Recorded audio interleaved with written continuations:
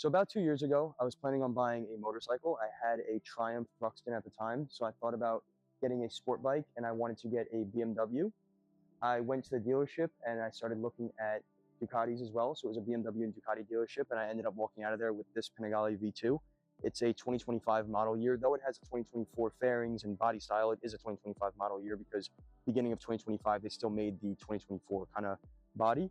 I was far from an experienced rider, and a lot of people were telling me that this wouldn't be a good starter bike, but I'd already had the Triumph at this point, so I thought I could probably get on this. And quite frankly, it was incredibly easy for me to start riding this because this is very light and very easy to handle.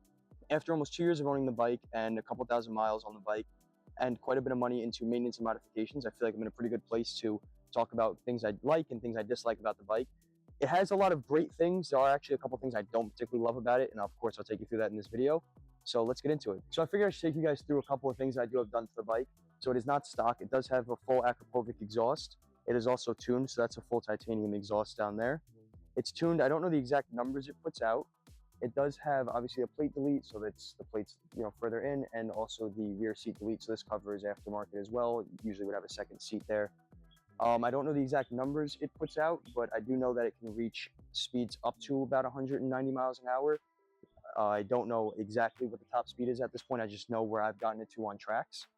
So let's get into the things I do love about the bike.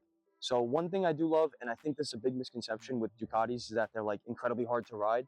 I honestly didn't find this that hard to ride. Now, again, that may have something to do that I started on a Triumph, which is a lot heavier than this, but I'd only been riding for maybe a year and a half at that point, and I hopped on this and I found this very easy to ride. It is a little smaller. I'm a little bit shorter, and obviously I'm a little bit, just overall smaller of a person. So this is actually very easy for me to ride, very easy for me to keep up.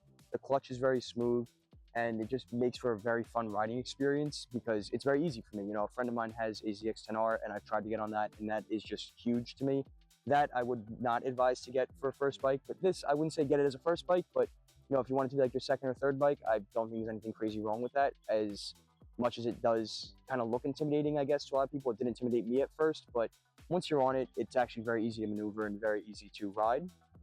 The next thing I absolutely love about the bike is the ridiculous amount of torque it has. Now, it had a lot of torque before I tuned it, but it has a lot more torque now.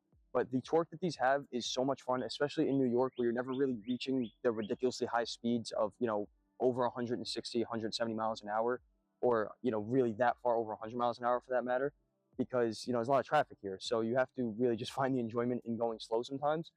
Even if you're not like on a highway or an expressway or a parkway, it's still really fun to just whip around little neighborhoods or towns around here and things like that, even on side streets, on, cornering and things. It's very fun to rip around because of just that ridiculous amount of torque that it has. And it's also very light. This bike weighs, I think, around 360 pounds dry, so which is pretty light for a bike that is, I believe these are like 900 something cc, almost 1000 cc, whatever they are. So it's a very light bike. It's a very small bike for that much power. So it has so much torque and it rips so quickly, and it's so responsive. I mean, the throttle on this is so responsive. It doesn't have to be at 12,000 RPMs to reach its peak amount of fun. It just reminds you constantly about why motorcycles are so addictive to ride. Now, my favorite thing about this bike is definitely the handling above all. This bike makes you feel like you're a lot better at riding than you are. It has so many electronic assistances, and especially once you're moving on this bike, it's so easy to just whip and, lean on, which is ridiculously fun. And again, it just makes you feel like you're so much better at riding than you probably are, which is great. And again, it's very easy for me to handle because I'm shorter. I'm like 5'8". I weigh about 155, 160 pounds. So, for a smaller person, this is a very comfortable bike for me. It's very easy for me to maneuver. Whether you're cornering on side streets or taking long, windy trips or, going on tracks or going 150 miles an hour, this thing handles so good once you're moving. It is by far my favorite thing about the bike. Now, one of the really impressive things about the bike is all the technology. So you do get ABS, you get a quick shifter, you get a bunch of different driving modes, or riding modes, I should say. You also get traction control and wheelie control, and wheelie control is really important on this bike, especially because of, like I said, the amount of torque that it has. It can come up really easily.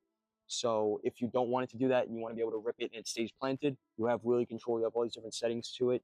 So all your settings are controlled on this side. So if you just press that in, that'll bring you into setting menu.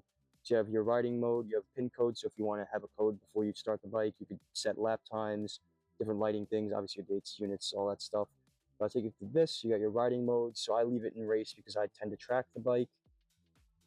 But that's all, of course, your preference. It's really cool just how customizable everything is. Honestly, I just didn't know that you can, do this and get through all this, with bikes. I didn't know there was this much to it. So it's pretty cool to see. how easy they make this to especially use for someone who isn't super versed in this. So a lot of times I just have one of my friends, actually set it up for me, which is what he did. And he just told me this is how you should ride it. And I said, okay. And they also set it up at the dealership for me.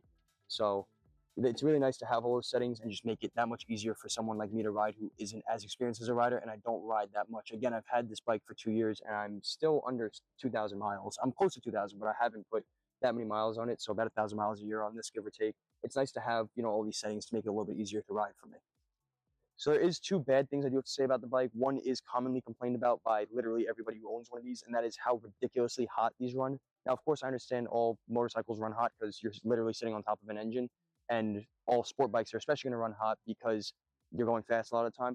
But these run so hot, and they're known for it. This seat gets so hot, and it's so uncomfortable. You might as well have a heated seat on the bike, which is really nice if you're riding when it's cold, actually. It's pretty cool, but you don't really ride motorcycles in the snow. You tend to ride them in the summer and weather like this. So it gets very, very hot. I mean, you're sitting right above the exhaust, of course, and the engine and stuff. There's not much here, so I guess the heat just comes right up. I don't know the technology behind it and the mechanics behind it, but these run so hot, and it is ridiculously uncomfortable sometimes in that sense. I mean, of course, the bike is still comfortable to ride, but just in terms of how hot your body will get, especially if you've watched my video about my gear that I wear a lot of gear when I'm riding.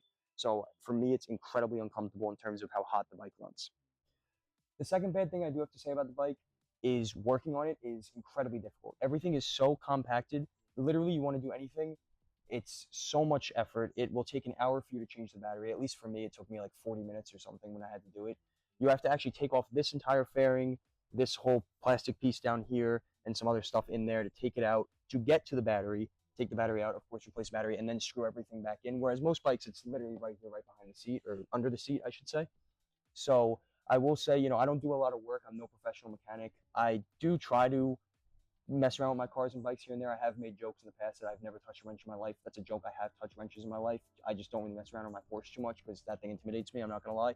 But this is such a nuisance to work on because of that, because everything is just so compacted and, very annoying. And it comes back to just like European engineering. I feel like that's kind of how they all are. So for anyone who doesn't know, this is a Volkswagen brand bike. Ducati is owned by Volkswagen, and Volkswagen brands, meaning, Audi, Porsche, Lamborghini, all that stuff is all known for just how compacted they are and how complicated they are to work on. But that does give you, an incredibly impressive piece of engineering, but it also is annoying when you do have to actually get some work done on the bike. So that is my second complaint about this, is just purely how difficult this thing is to work on. So at the end of the day, the final question is always, would I buy it again? And honestly, yes, 100% I would, especially for what I use the bike for. It does run very hot. It's very annoying to work on, but when you are riding, of course, and moving, it's not as hot, and you're not really working on the bike all the time, and everything's gonna be hard to work on at the end of the day. But I 100% would recommend this bike, and 100% would buy it again.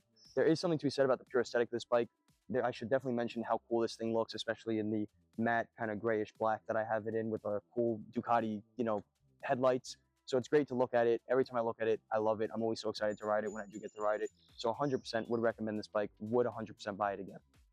Like I said, the handling is incredible, the technology is excellent, the power is so much fun. It's an event every time you ride the bike. So overall, that's my review of my 2025 Ducati Panigale V2. I'm curious if anyone else has any other types of motorcycles, or if you have Ducatis, what you think about what I said, if you agree with any of it or disagree with any of it, or any other questions you have about the bike, or anything you think I should do to the bike. I'm probably going to go over a little mod video soon of what I do have done, and actually go in depth of what I do have done in terms of modifications. If you do have any questions, feel free to message me on Instagram or comment here. Of course, I'll respond to it. But of course, as always, please like, comment, subscribe, and all that. Let me know what you thought of my video, and I will see you guys in the next video. Thanks for watching.